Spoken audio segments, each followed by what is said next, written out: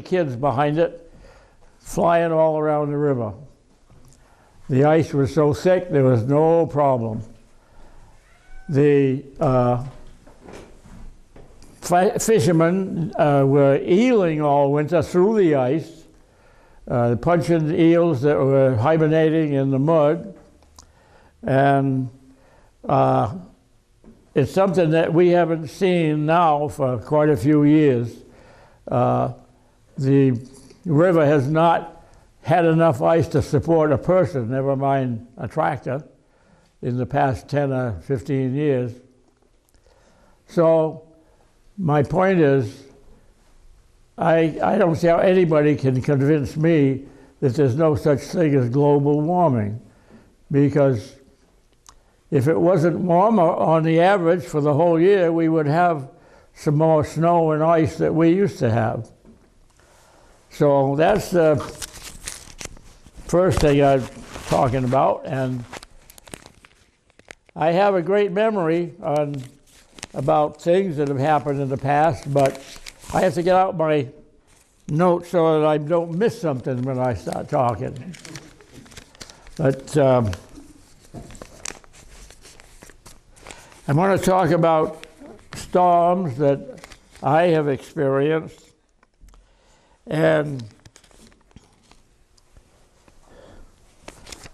as I said, we had snow all winter long. How many people remember the automobiles driving around with chains on the rear wheels?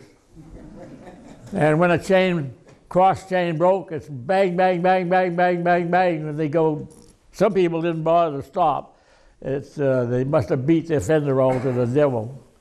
But that was, the chains were necessary back in the 1930s because for some reason the towns would not plow right down to the blacktop.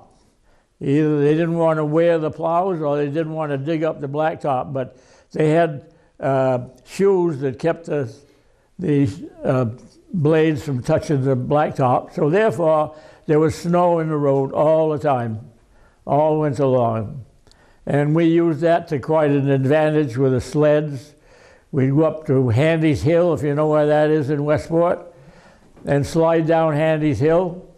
And we'd cross the intersection of Drift Road and wind up right out on Hicks's Bridge. But snow we had lots of in those days. And today, my son over here has a snow plowing equipment, and I guess he makes a few bucks, but not what was made when I was plowing snow 60 years ago.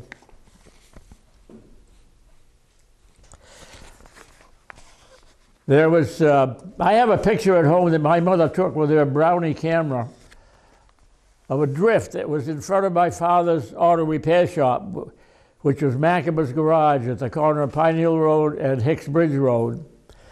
And the wind blew, and we had a lot of snow, and the snow was piled up right across the intersection. Well, the town of Westport sent their trucks over to plow it out, and they could bag it and slam it, but they couldn't get through. And that was in the days of the Great Depression was still with us.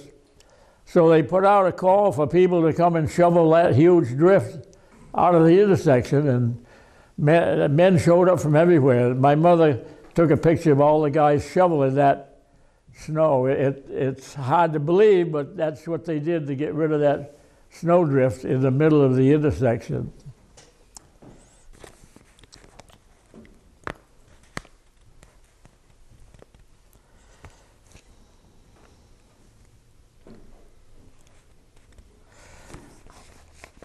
So I guess it was about probably 1947 that I was in the welding fabrication business, and I built a snowplow for my big truck.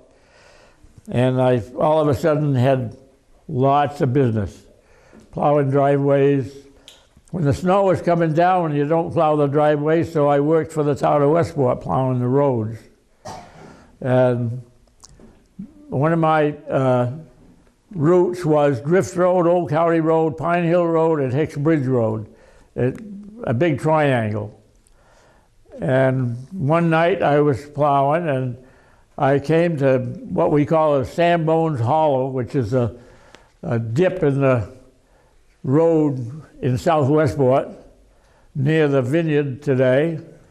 And I went down into that hollow, and I had some good speed on because I knew there was going to be a lot of snow in it, so I could get up the other side.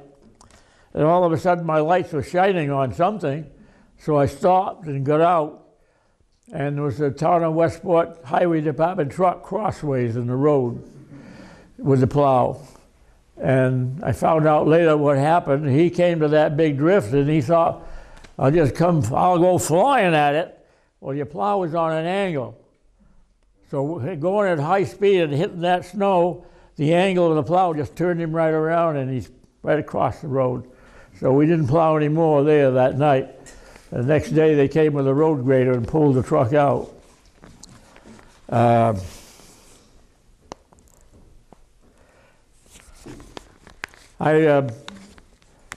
had quite a big business. I had two guys who had plows working with me when we needed them.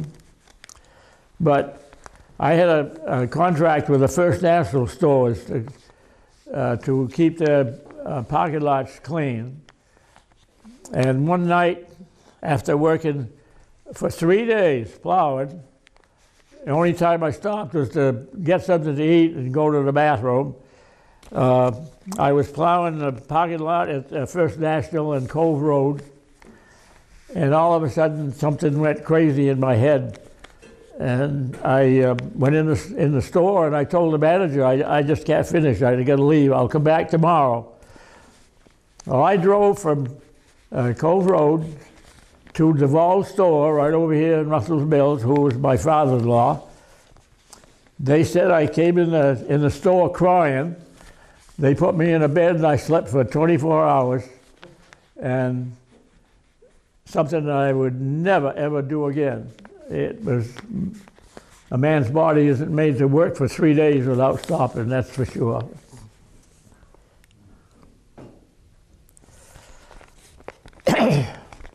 Now the 38 hurricane, that was, of course, was not forecast by anybody.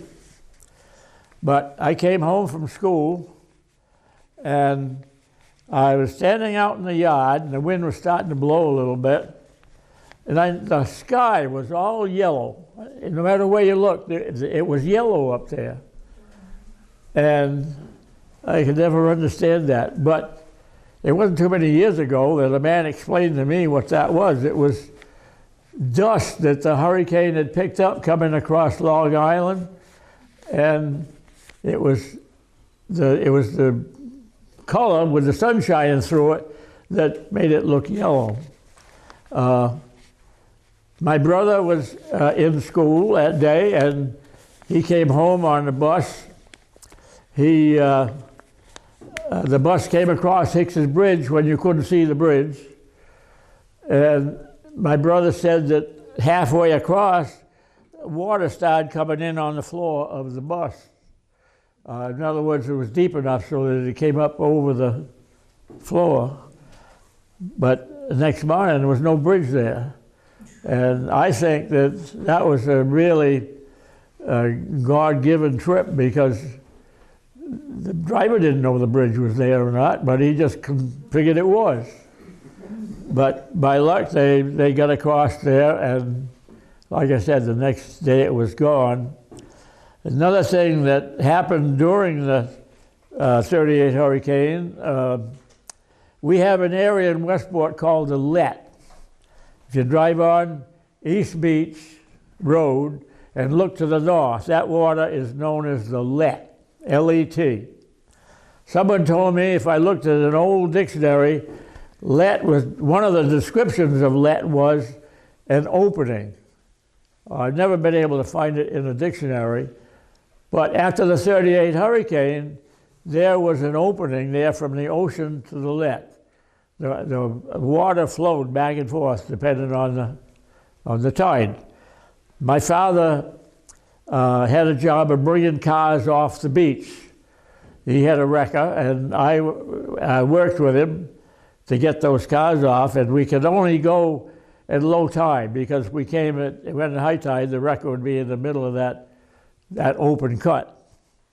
So it tells me that I guess maybe the word let does, in one way or another, mean an opening. Say, Cukie, where was the opening? Where was the opening? Where? If you go down Hostek, you go down to the foot of the lane. You know where the foot of the lane is? Of course you don't. It's where Hostek Road meets East Beach Road. It's called the foot of the lane. If you go down there and turn right, and pretty soon you will be as near as you can get to the let. In other words, the water comes fairly close to the road. And that's about where it went across. How long did it take to refill back in? What's that? How long did it take to refill back in? To fill it in? Not too long. It's out on Westport trucks with lugging stuff for a few days and filled it back in and built the road again. Ethel Hicks, who lived right here in the village, Dr. Hicks's daughter, had a cottage down there, and I met her one day, and she's telling me about her troubles. Her cottage was sitting in the middle of West Beach Road, and I said, well, I could use that cottage.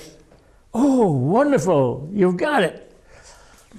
So I was 14 years old. I got it jacked up and had a man come with a trailer and moved it up to my father's house, and I built it into a workshop. And then another man, Frank Slocum, a good friend, said I could have his cottage. Well, that was just a pile of junk, but there was a lot of nice boards from the inside, so I got some of that too. I have a list of the people who died in the 38 hurricane, and I should have got it out this afternoon to count them, but there was over 60 people died at Hostek Beach in the hurricane. One couple, Charlie and Alma Soul, had a store down there, a store and a little restaurant, maybe 2 tables for a restaurant in the store. And he also had a lobster boat, and he went out lobstering. Well, they didn't make any money in the wintertime. You don't go lobstering in the winter. You don't have any tourists coming to spend money in your store. So all winter long, they got supplies and things to keep themselves alive, but they couldn't pay for it. So Charlie had a deal with all these places, including my father, that at the end of the next summer, he'd come and pay all the bills. Well, the day of the hurricane, Charlie came to pay his bill at my father's, and he brought Alma along, and she came over and visited with my mother, and she stayed there while Charlie went to Fall River and paid all his bills in Fall River, and he finished the job. He didn't owe anybody any money. And he came back to pick up Alma, and the wind was blowing pretty hard. My mother said, why don't you stay here until the wind dies down? And Charlie said, oh, we've seen winds before. And my mother was the last person to see them alive. They drowned in the hurricane.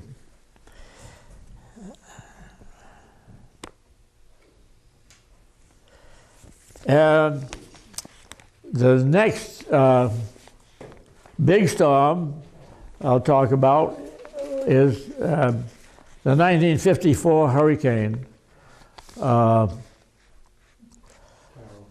My father called me the morning of the hurricane, August 30th or something like 31st, somewhere there.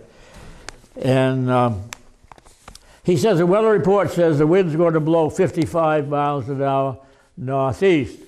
Don't you think you ought to fill the airplane floats with water so that it can't bounce around in the wind? Yeah, it's a good idea. So I got 2 other guys who owned the plane with me, and we went down and filled the floats with water. My father came along to help. And when we got through, the wind was blowing a gale.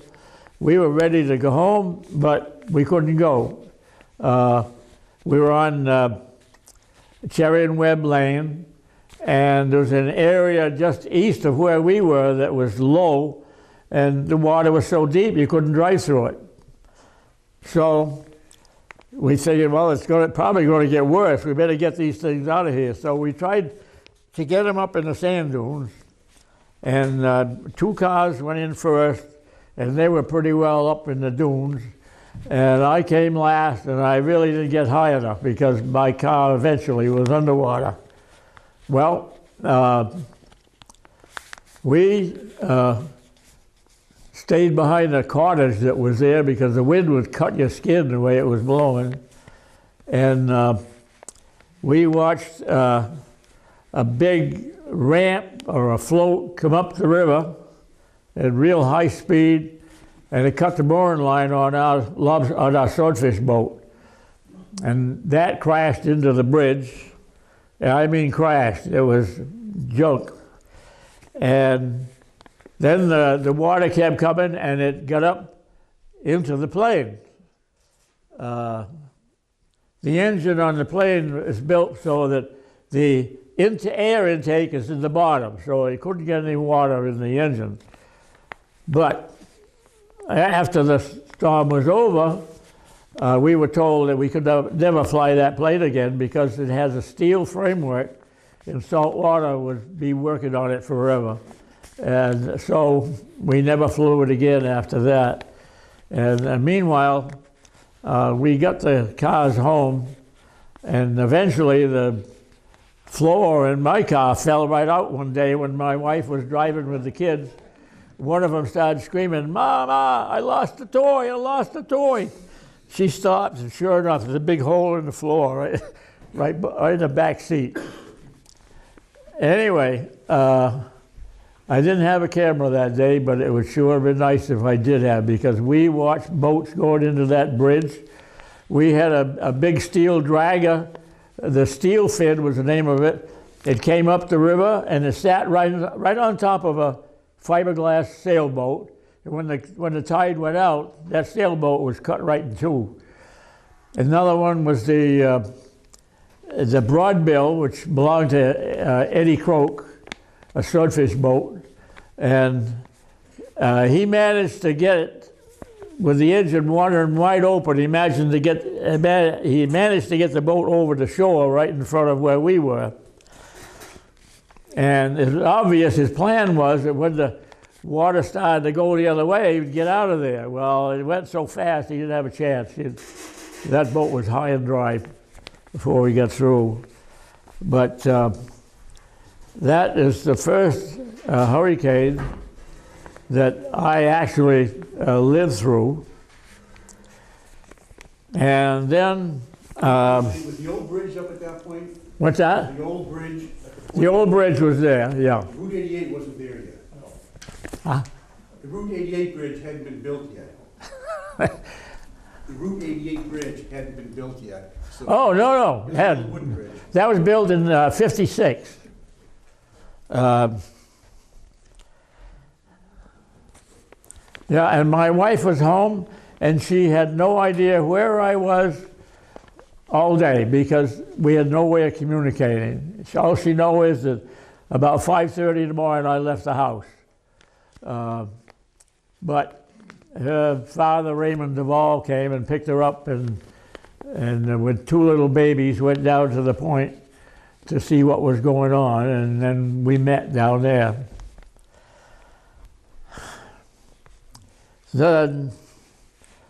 Another big storm that I was related to was called a line storm. Anybody ever hear that name? I never did until I saw that one. But I was at Tripp's Boatyard, and out of the northwest, there was a big black, I mean super black line right across the horizon. And you could tell it was coming towards us. So there's an old guy working there, and I mentioned it to him. He said, yeah, that's a line storm. He said, we'll probably have hurricane winds for about 15 minutes. Well, it got nearer and nearer, and you could see it tearing trees to pieces up the river as it came along. And it got to us, and the wind had to hit 100 miles an hour, if not more. Quite a few boats were damaged, but it only lasted about 15 minutes, and then the black cloud had gone over and disappeared. That was another storm that it didn't harm me any, because I didn't have anything there to be damaged. Then the next storm on my mind is I worked for Prelude Corporation for 16 years, and when they closed the Westport branch of the company, they asked me if I would go to Wickford and run the plant down there. I had to build a plant first. And so I agreed to do it. And I drove back and forth every day, about 2.5 hours each way, which didn't make me happy, but I did like the job. And I worked there until the plant was up and running, and I went to the manager and I said, that's it, I'm not driving this far for an income. He said, well, let's sit down and talk about it. So we did. He upped my wages to twice, and then he gave me a van so I didn't have to use my own. I had no choice, I had to stay. And I stayed with the company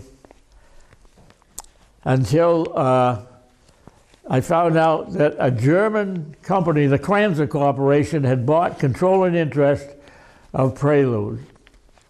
And I wasn't too happy with that, because I had quite a lot of stock in the company, but they were able to get a hold of a controlling interest, and they sent a man there to manage the plant, and they made a deal with the man who was running it. They gave him a nice deal to leave the company. And I continued to work there, but one day the head bookkeeper called and wanted me to come up to her office, so I did. And I got up there, and she says, Eon, who was the German manager, is taking $200 to $300 a week out of this office. He claims it's petty cash, but he won't give me a receipt. And I said, well, you can't operate like that. I said, Schulte Tingoff, the president of the company, was coming in a couple of weeks. I'll take care of that. So when Schulte Tingoff arrived, I asked him if I could have a meeting with him, and we went up in the conference room, and I started telling him what Eon was doing. He put his finger right in my face, and he said, Mr. Macomber, you will mind your own business. Okay, you got 2 weeks' notice. I got home, my wife was so mad. You should have quit then. You don't wait 2 weeks. Well, I love the people there, and I couldn't leave them flat like that. Okay, well, that's not really a storm, but I just wanted to point out what happened to Prelude Corporation, because that was the end of the company. But in the blizzard of '78, I was working there, and I was getting ready to leave work one day, and I drove up to the gas pump and filled the tank and put everything where it's supposed to be, and I drove off. It was snowing pretty good. Well, I started up Route 95, and I get up to Thurbers Avenue curve, and ahead of me was nothing but red stoplights. There must have been 150 cars all the way into Providence, and not one of them was moving. Everybody's sitting there with their foot on the brake. So I sneaked off onto Allen's Avenue, which was right beside Thurbers Avenue, and I started going north there, but I didn't go very far, and I was once again in a parking lot. Well, alongside of me on the left-hand side was a big trailer truck.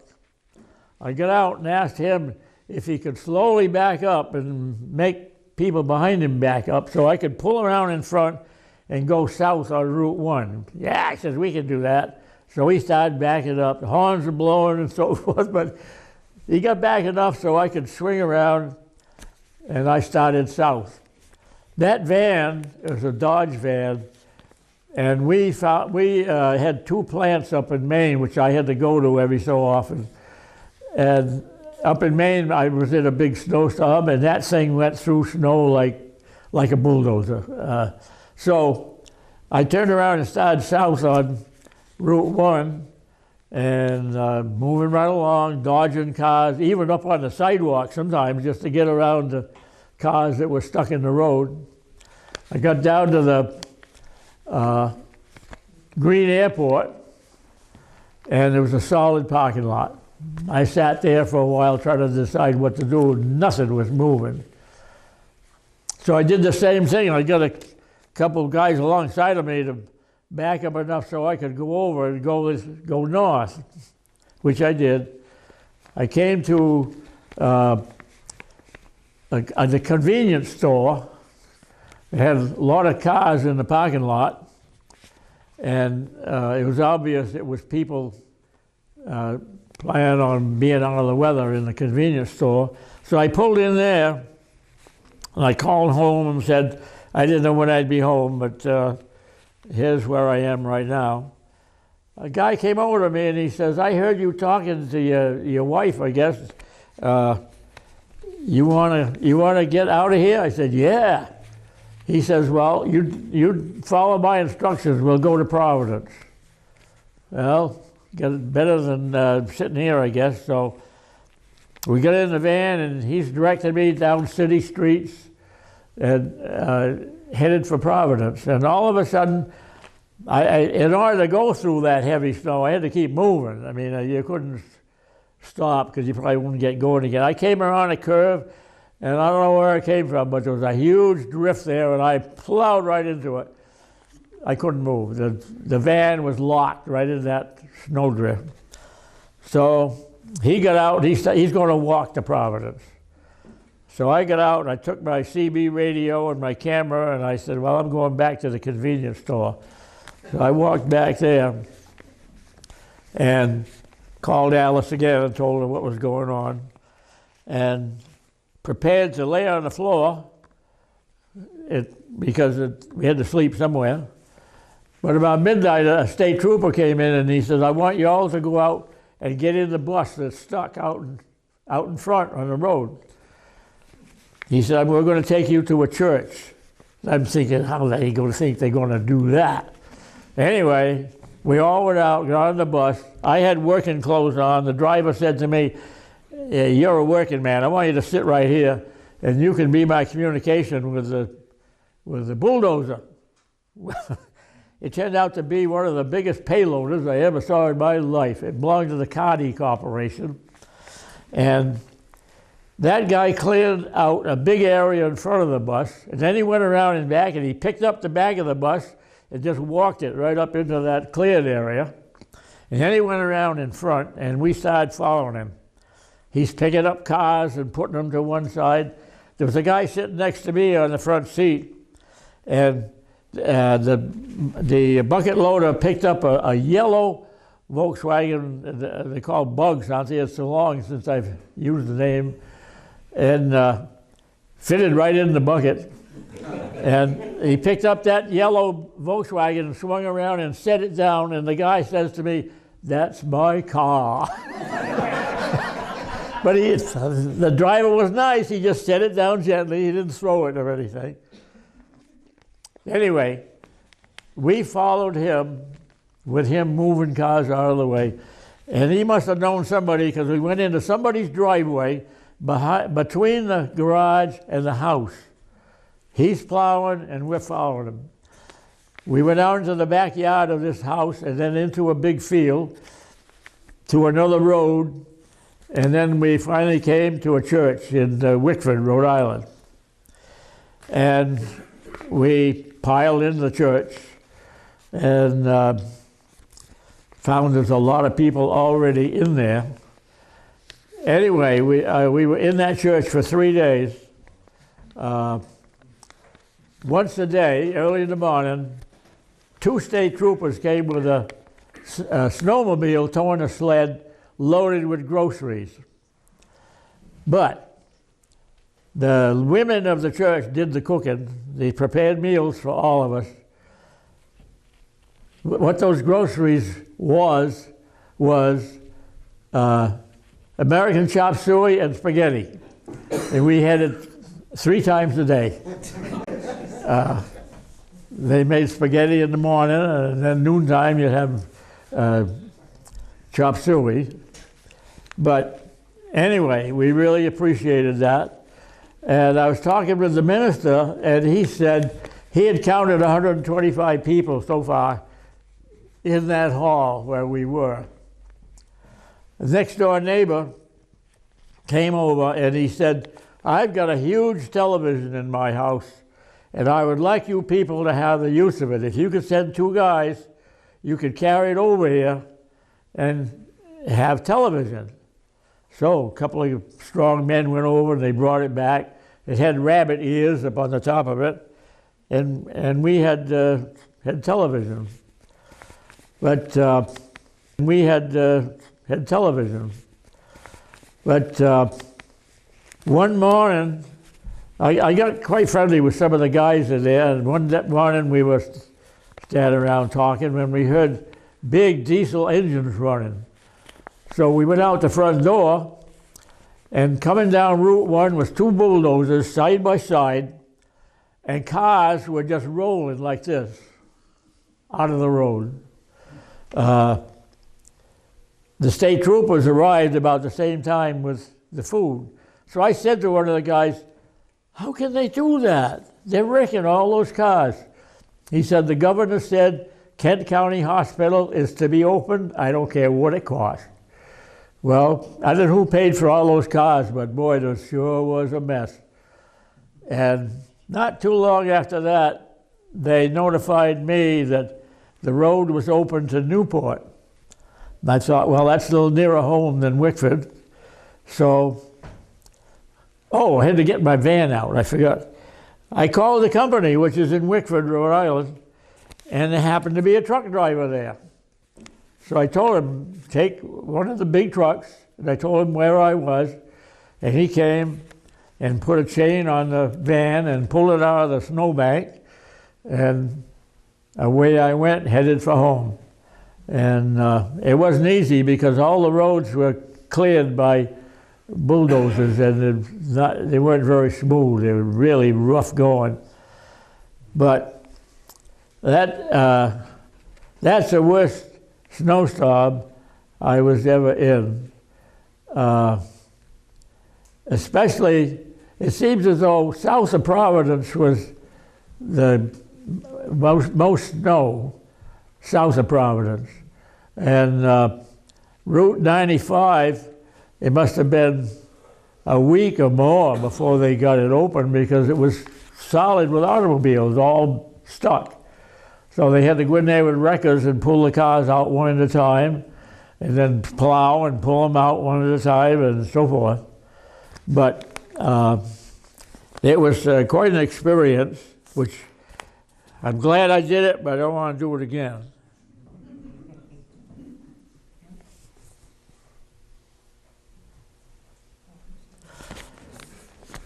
Okay, that's really all the stories that I've had. Lots of storms, but nothing like the ones I've mentioned. In 1944, we had the 44 hurricane, and I was in the Coast Guard Reserve, and they ordered us to have some men at Westport Point to assist any fishermen who were having problems with their boats in the hurricane. So we located on Ted Hebden's porch, which was the first house up from the wharves at Westport Point. And about 2 o'clock in the morning, there was flares shooting up in the air in the southeast.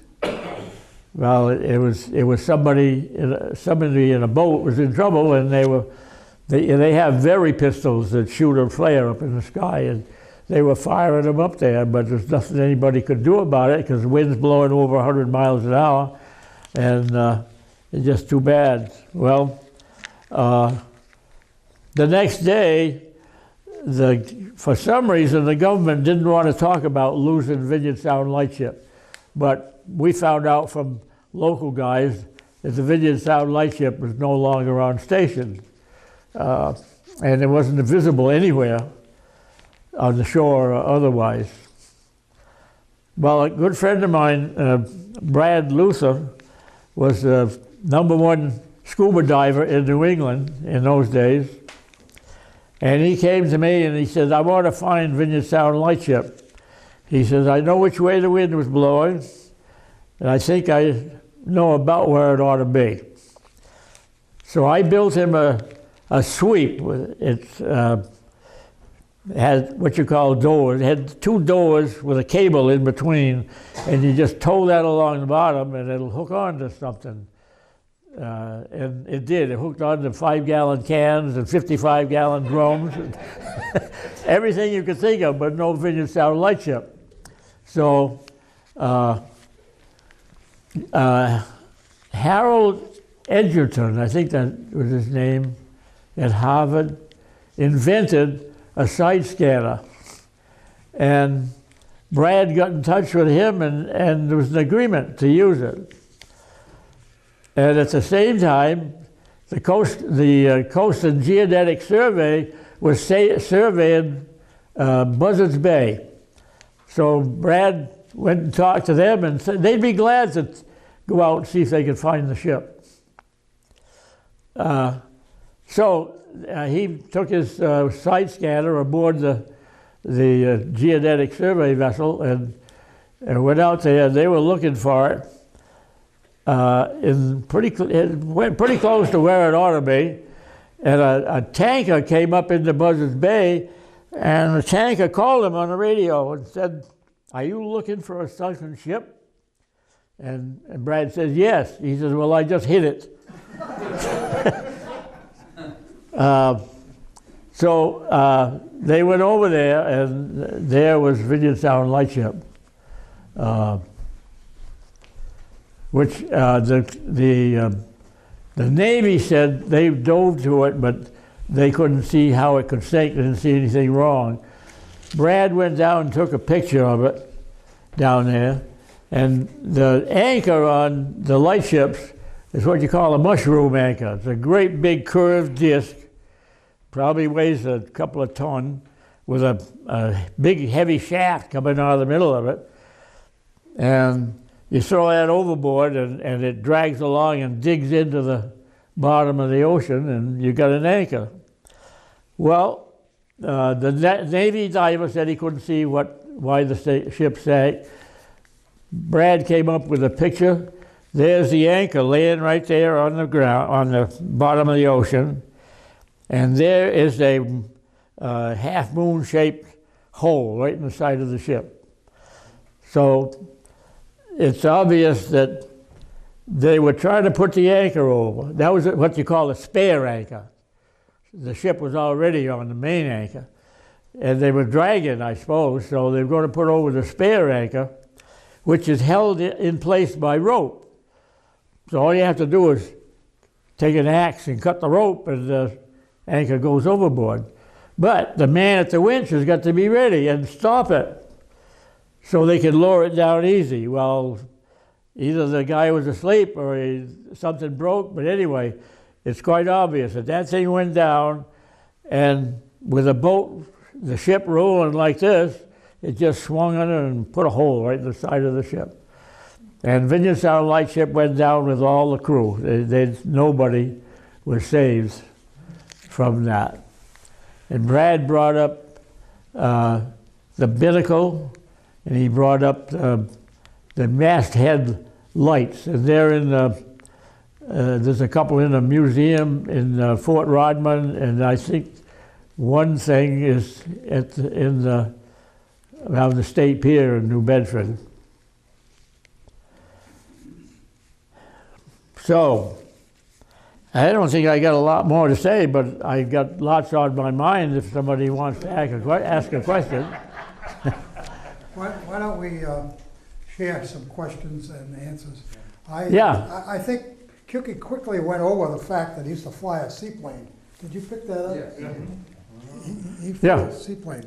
Yeah, I told him about filling the floats with water to make it heavy. Yes. What's your experience of lightning storms? Have you ever been struck? I'm 71 years old and my ear is well worn over 71 years. Thunder and lightning, have you ever been struck? No. One night, my wife and I were sailing. We had an O'Day Mariner, and we were sailing, and we went up to the Secundit River and pulled into a cove for the night. And while we were laying in the bunk, a thunderstorm came up. Well, the foot of that mast is right over my head when I'm laying in the bunk. And I said, we're not staying here. We had a rubber boat. We got in the rubber boat and went ashore and sat in front of a bathhouse until the storm was over. And speaking of that, Cukie, yeah. before you run away, you were involved in a fishing boat, and the fishing boat went down off of Horseneck Beach, and you were on it and you couldn't swim. You told that story. I was on the Hilda, which sank off Bonnie's Joy. That was a storm, but it was a peculiar storm because this friend of mine bought this Hilda. It was a big wooden dragger, and it lost its steering going into Peninsula, and it slammed into the breakwater and punched a hole in it. It sank. So my friend bought it and got it salvaged and took it to New Bedford, and he hired a marine mechanic to go through the engine and clean up everything so it was ready to go. We're going to bring it to Westport, and with me being a welder, I was going to do a lot of the work to get it ready for fishing. And we very neatly steamed out of New Bedford Harbor. It was like today. There was no wind blowing and a beautiful sunshine, and we were so happy. We came around Clark's Point, and I don't know where, it wasn't a line storm, I don't know where that wind came from, but wow, did it blow. And, well, that boat's big enough, we don't worry about that, so we kept going. And we got off Bonnie's Joy, and the engine quit. It took 3,000 pounds pressure of fuel oil to run it, and when it dropped down to 2,000, the engine shut off. Well, we knew the filter was plugged, so, and by luck, when he bought the boat, it had a whole bunch of filters on board. So we changed the filters, started the engine, and by the way, this engine is as big as an automobile. It was really a big engine. And we got it going, and we started underway again, and only went a short distance. We're pitching and diving with these big seas that were rolling in, and quit again. We did that about 4 times, I say, and finally, we didn't have air enough to start. It uses compressed air to start, and the engine has a compressor to make compressed air, but it's supposed to have an auxiliary compressor, but Jack was going to do that eventually, but he figured he didn't need it just to go to Westport. Anyway, finally the engine wouldn't start. So, and another stupid thing, I mean, I am so fussy about my boats. We didn't have a fire extinguisher, we didn't have a radio, we didn't have any life jackets, and the boat was bare. Anyway, we had to signal to somebody for help, so it had the old-fashioned Coca-Cola cooler where you put ice and water in the top and soda bottles in there. They had one of those on board. So we put fuel oil in it and got that going, and we had a beautiful flavor coming up. Well, Captain Bob Hampton was expecting us at a certain time, but we didn't show up. So he took a ride down in the direction of Body's Joy, and he saw the fire. And he knew it was a signal fire, so he called the Coast Guard and told them exactly where we were. Meanwhile, my father knew we hadn't come back yet, and he figured there had to be something wrong. He called the Coast Guard cutter in New Bedford, and well, they were pretty busy. They didn't think they could go out. So we found out that Cuddy Hunt came out.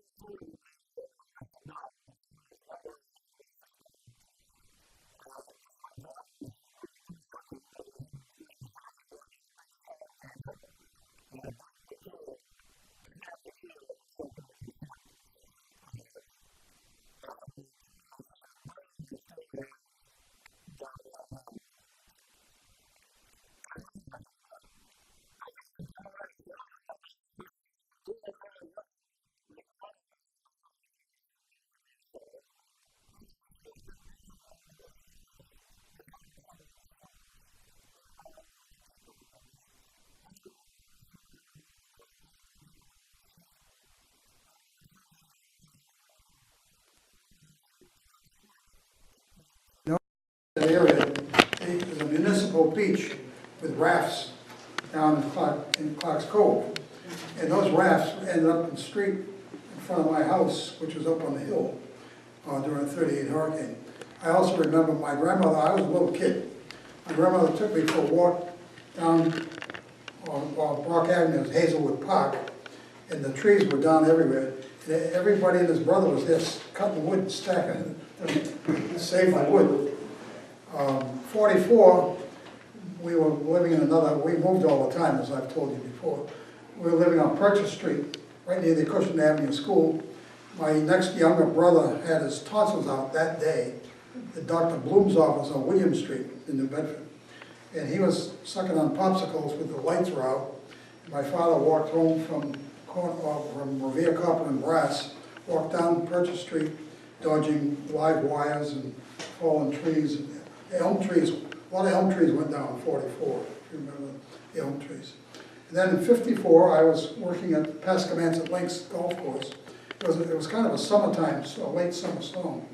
And the wind was blowing so hard, but as a teenager, I was out in the middle of the golf course, not the golf clubs, but I walked down with a guy named Doug Hawes, who worked with me, my age, my class, Peter's class, school, and we could jump up in the air, you could hover, like in a hovercraft. And the wind would pull you right up in the air. Lining the 9th fairway was a bunch of fir trees, which used to collect golf balls, and they never come out. But during that hurricane, it was like gold, picking up golf balls all over the place. Those are my memories. Anybody else want to share a memory about a storm, feel free. You know, the 44 hurricane wasn't as serious as some of the others. Hurricane Bob in 90 also was not. It put a lot of boats on the Payne Aaron Causeway, but the wind really didn't blow that hard as some of the others. I remember the trees in the 44 hurricane, a lot of elm trees went down. And I remember the roots on the elm trees were really huge roots. Yeah. One was as tall as a tree. One thing that causes a problem in big windstorms, if you have a big rainstorm at the same time, it soaks the earth so deep with water, there's nothing holding the tree. And it's so easy to just tip over and all the roots come out. Yeah. Any recollections of this Donna Hurricane 60? 1960? Wait a minute. 1960, sir. Any recollection of 1960, the Donna Hurricane? A lot of water flooded the cove and all the buildings. That's why they built the dike. The 60 hurricane, Donna. Okay. Oh yeah, okay. I'd forgotten about Donna. Yeah. But it didn't affect me any, so that's why I don't know. There you go. Just curious. Okay, well, let's break bread together after this and we can still talk. Thank you again for coming. Cukie is ever.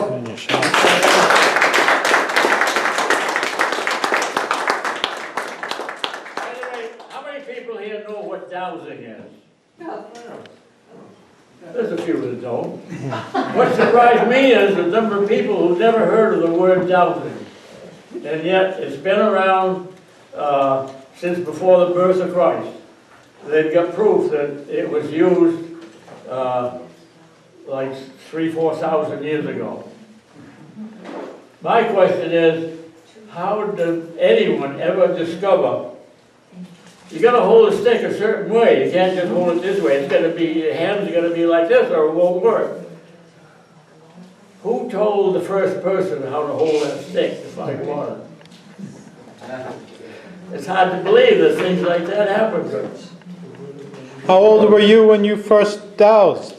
What's that? How old were you when you first realized you could do it? That was in 1939. I was 14. I saw another man doing it. And when he got through, he threw his stick into the bushes, and I went over and picked it up. I saw how he held it, and I held it, and I couldn't believe it. I started walking, and wow, there's no way I could keep that stick up. And just if somebody grabbed it and pulled it down like You mean that. it's not magic? Not magic.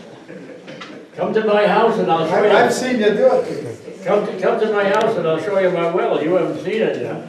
Enid, It runs over top all year round. My dad worked for the Dartmouth Water Department, and I believe when they were looking for water sources to place wells in the town, the Dowser came to town, and my father was just baffled by the whole experience, and went around our yard with his piece of stick looking for water, and did find water. But he was the first one that told me about it, and he was just blown away by how this worked. And that's what they used to find the spots to site the wells for the town of Dartmouth. I've never found anybody who gets the effect that I do. One man living in Acushnet wanted me to find water for him, and he was just about the same effect that I get. And he went into business also, which I was glad, because I was working every weekend somewhere in southern New England finding water. Were you the gentleman that came to Dartmouth? What's Were that? you the gentleman that came to Did you go Dartmouth? to Dartmouth? Did you do it in Dartmouth? Oh, of course. Sure. Ah, Yeah, her father worked at a water company. then Freighty and you probably became pals. That was my dad. Freights? His nickname was Freighty. The only big organization I ever did it for was the University of Rhode Island. I had to go find water for them. But other than that, it was always little businesses or homeowners. Right. I had one in Dartmouth that the man wanted a pond for his cattle. And he had a low spot, and every time it rained, he couldn't grow anything there because water was there after a rainstorm. So he was going to dig it in and make a pond. So he got a friend of mine, Benny Raposa, with a bulldozer, and Benny says, well, look, let's find out for sure how much water is there. And the farmer says, well, I don't believe in that stuff. But he says, I'll call the state. I'll bet you they can come and tell me if there's water.